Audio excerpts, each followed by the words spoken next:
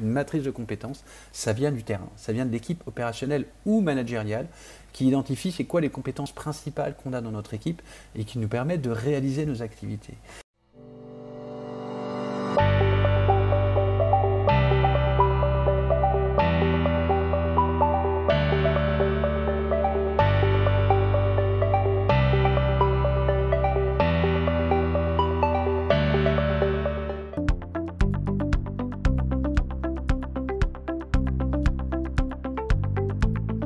Matrices de compétences.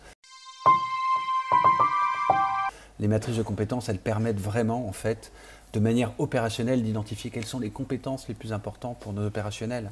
Et en fait, la manière de l'utiliser, ça va être non pas de décliner depuis le top-down, c'est quoi les savoirs qu'on doit avoir, les compétences qu'on doit développer. Ça, on en a besoin en termes stratégiques de Workforce Strategic Planning, qu'on voit dans les RH, notamment au travers du GPEC, gestion prévisionnelle de l'emploi et des compétences. C'est indispensable de pouvoir avoir une stratégie, une orientation et de faire développer ces compétences, notamment par des plans de formation et d'évaluation. Mais ici, nous allons la compléter par une approche bottom-up qui nous vient du Lean et du World Class, qui sont en fait les matrices de compétences. Une matrice de compétences, ça vient du terrain, ça vient de l'équipe opérationnelle ou managériale qui identifie c'est quoi les compétences principales qu'on a dans notre équipe et qui nous permettent de réaliser nos activités.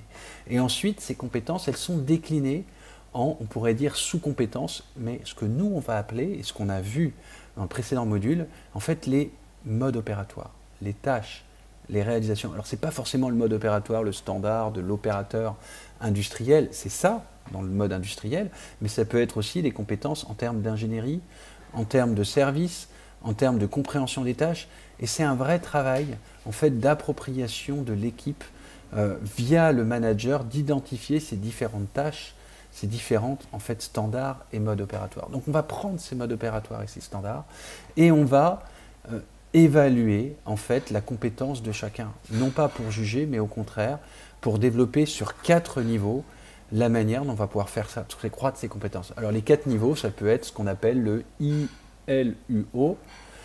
I pour niveau 1, c'est la barre verticale, L pour 2 niveaux, U pour 3 niveaux et O pour les 4 niveaux qui sont faits. Sachant qu'un niveau 1, ce serait je ne sais pas, ou je découvre. Et un niveau 4, ce serait non seulement je maîtrise, mais en plus j'ai la capacité de former. Et là, vous générez une véritable dynamique en interne et une véritable polyvalence. Donc, pensons à comment est-ce qu'on peut en fait relier les matrices de compétences de manière opérationnelle au sein de l'équipe, avec les standards et les modes opératoires. Et les standards et les modes opératoires, comme on l'a vu, ça va être une procédure qui représente une tâche qui est faite de manière récurrente, on va dire, par l'équipe, et qui va être décomposée de manière la plus visuelle possible, avec notamment les indicateurs de performance. Enfin, une dernière activité qu'on peut mettre en place, c'est comment on peut utiliser ce qu'on appelle la vérification des standards. Alors le terme est peut-être difficile, appelons ça observation des standards, la matrice en fait d'observation des standards, que le manager peut faire avec son équipe, ou qu'en fait l'opérationnel, 2 opérationnels peuvent faire ensemble de manière régulière. Par exemple, tous les 15 jours, tous les mois, vous vérifiez 2 ou 3 standards et ça permet aux gens en fait de partager leurs meilleures pratiques et leur expérience et de s'améliorer par rapport à ça. Alors, vous avez cet exemple ici de vérification en fait des standards, où à l'intérieur de cette vérification des standards, je vais par exemple vérifier la sécurité, le port des EPI par les opérateurs.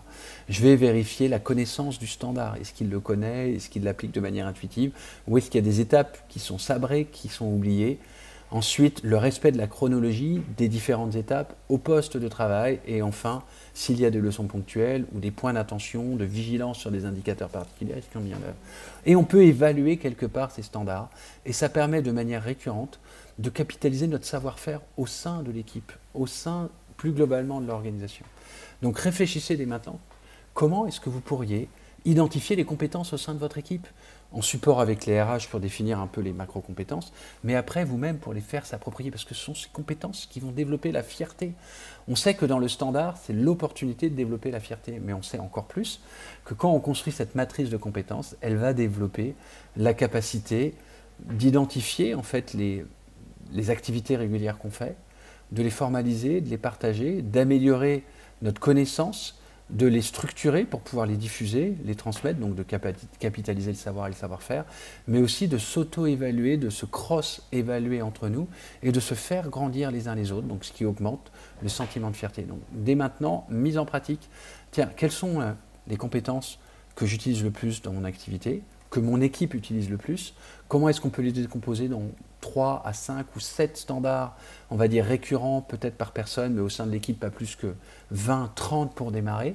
Dans ces standards, lesquels sont formalisés ou pas, lesquels on peut commencer à formaliser progressivement et sur lesquels faire des évaluations ou des observations pour faire grandir en fait ces standards et capitaliser notre savoir, mais encore mieux réaliser surtout nos activités et grandir les uns avec les autres. Mettez en œuvre cet outil dès maintenant.